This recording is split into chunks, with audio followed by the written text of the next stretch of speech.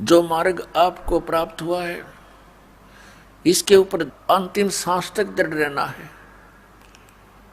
जरा सा भी गलती खा गए, चाहे अंतिम समय में भी आप इस मार्ग से विचलित हो गए तो काल के जाल में रह जाओगे। लेकिन आपका किया हुआ ये भक्ति कर्म, सिमरण, सेवादान, ये आपके साथ रहेगा। लेकिन वो साथ तो रहेगा और वो आपको यह संसारिक काल का सुख भी अत्यधिक प्रदान कर देगा। लेकिन लाभ क्या हुआ उससे? जो उद्देश्य था वो तो रह गया। जो पुण्यात्मा आज इस भक्ति युग में परमेश्वर कबीर जी की शरण में इस दास के माध्यम से आएंगे, और ये ऐसे मंत्र हैं जो बहुत ही जल्दी आपको भक्ति से चार्ज कर देंगे। जैसे बैटरी बिल्कुल डेड होगी, यानी डाउन होगी कति, और चार्जर पर लगा दो, स्टार्ट होगी तो घंटे 2 घंटे में वह चार्ज भी हो जाएगी। जब तक चार्जर ही नहीं लगाएंगे तो वह डेड हो जाएगी। तो इसी प्रकार जो पुण्यकर्मी प्राणी गुरु पद पर विराजमान है वर्तमान में या पहले कभी रहे हैं, परमात्मा को छोड़कर या उन महापुरुषों को छोड़कर जो भगवान से परिचित हुए, क्योंकि उनको तो चार्जर मिल गया था, सतनाम मिल गया था। अन्य जितने भी हैं वो पिछले पुण्यकर्मी प्राणी हैं, और वो भक्त, वो श्रद्धालु जो इन नकली संतों के फंस गए, ये भी पिछले जन्म के भक्ति से चार्ज थे। आगे इनको चार्जर मिला नहीं। Charger mean way of worship according to the shastra. शास्त्र विधि अनुसार ये सत साधना प्राप्त हुई नहीं, तो जिस कारण से उनकी पिछले जन्म की बैटरी यानी पुण्यकर्म रहे, तब तक चार्ज रही वो बैटरी, तब तक तो उनके घरों में सारे सुख दिखाई देते थे।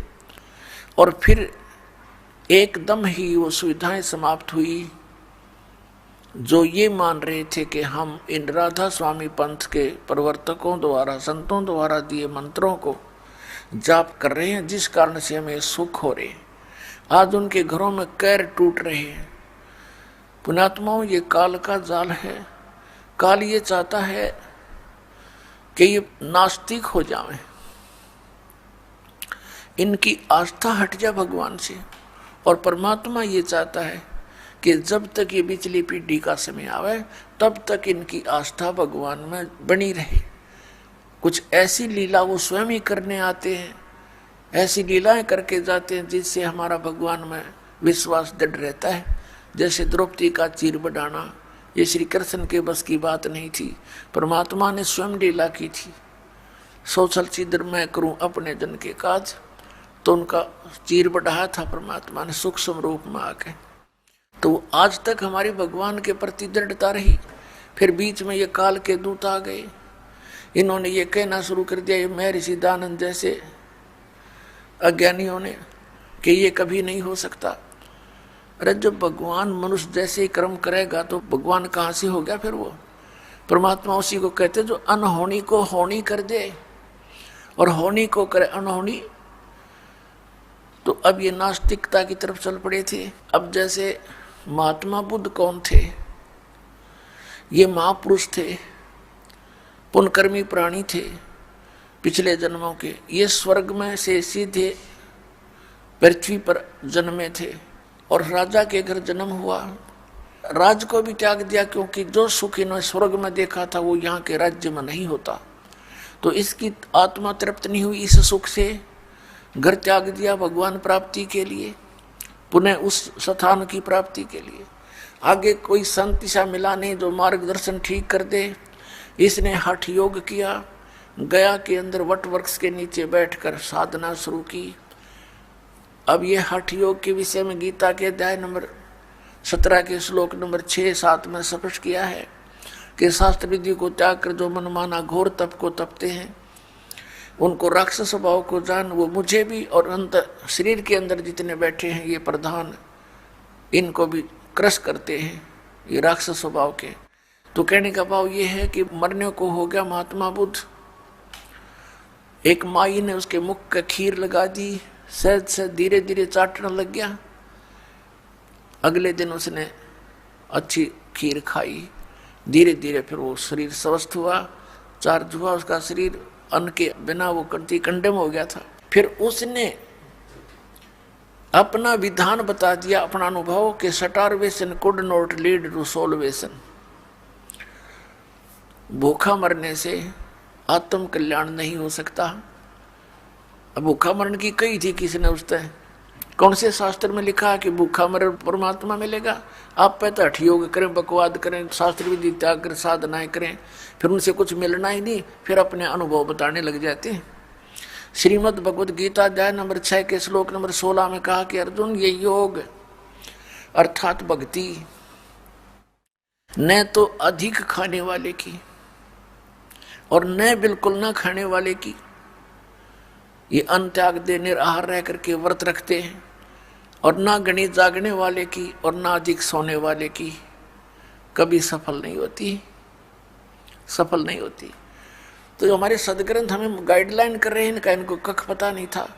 तो फिर क्या होता है, ये पुनकर्मी प्राणी था पिछले जन्म का, इसकी वचन में भी शक्ति थी, और जिस कारण से इसने अपने ऐसा विधान बना दिया जो आम जनता को पसंद था, और लाखों लोग इसके पीछे अनुयायी बन गए महात्मा बुद्ध के।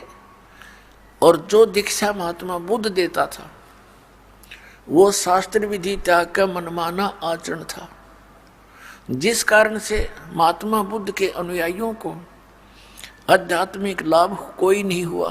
कुछ वर्षों के बाद, क्योंकि पहले तो सभी भगवान को चाहने वाले व्यक्ति थे, धीरे धीरे नष्ट तीसरी चौथी पांचवी छठी पीढ़ी में जा करके, पहले तो पुण्यकर्मी प्राणी थे उसके अनुयायी, उनको अपने आप पिछले संस्कारों से लाभ होता रहा। वो सोचते रहे कि जो हमारे गुरुजी ने हमें साधना बताई है इससे हमें लाभ हो रहा है। आगे चलकर उन्हीं साधना के करने वाली अगली पीढ़ियों को कोई लाभ नहीं हुआ, तो अंत में नास्तिक बन गए कि कुछ नहीं होता भगवान की भक्ति से, क्योंकि उनकी भक्ति ठीक नहीं था, होगा कैसे?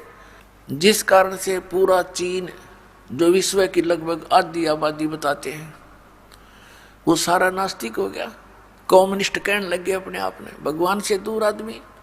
और जो ये कहता है कि कुछ भी नहीं है, परमात्मा कुछ नहीं है, अपने आप सृष्टि बनती है, नर्मदा से उत्पन्न होती है, इसके विषय में गीता जी में लिखा है 17वें अध्याय के 4, 5, 6 श्लोक के अंदर और 10, 11 के अंदर कि जो व्यक्ति ये कहता कि भगवान नहीं है और ये नर्मदा से उत्पन्न होती है सृष्टि, वो उसके विषय में लिखा कि वो नास्तिक और संसार का नाश करने के लिए पृथ्वी पर जन्मा है।